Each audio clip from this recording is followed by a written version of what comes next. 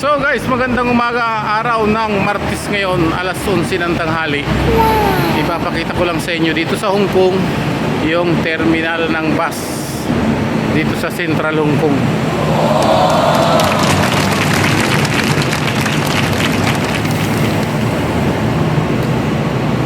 So ayan yung mga bus dito, naka double decker lahat, yung mga city bus. Ito yung sistema ng terminal.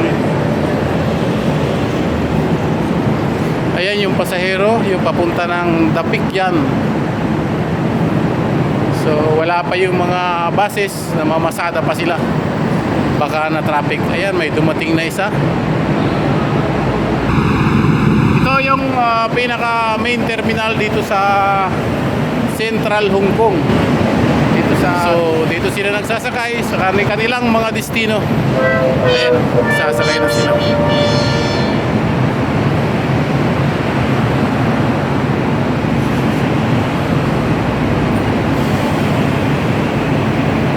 So ito, may paalis na oh. Maraming pasahero. Route number 2.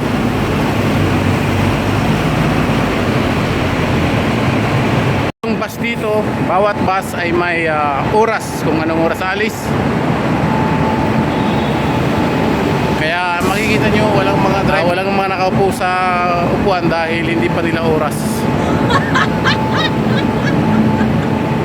So ito yung bandalikod ng terminal na pinapasukan pag galing ka sa labas at papasok ka dito sa terminal na to. Ayan, ayun yung dulo ng bus na yun, diyan yung entrance. So ito mga bus na to nakaparada at wala pang biyahe yung mga to.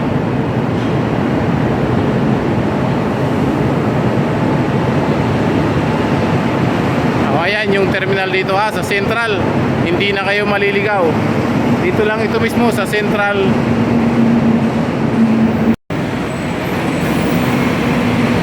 So ito yung pang tourist bus. Ayan yung walang bubong. Ito naman yung city bus na pamasada dito.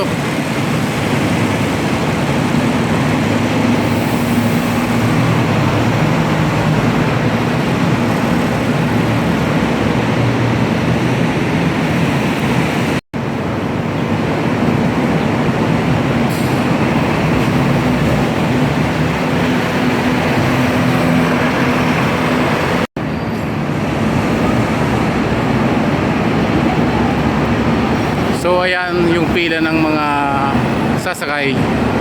At ito nga ngayon, mag-uumpisa na magsakay. Ang route niya ay 6X, biyahing Mahang Stanley.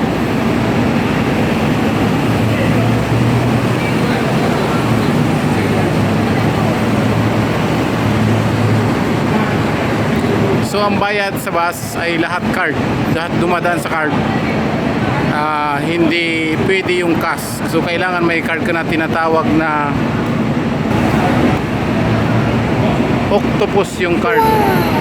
So lahat nakatap card, bawal ang cash pag sa bus. Kailangan may octopus card ka na nabibili lang yon sa halagang 100 Hong Kong dollar, 200 hanggang 500. At ang octopus mo ay pwede magamit sa lahat. Pwedeng department store, 7-Eleven, lahat, grocery.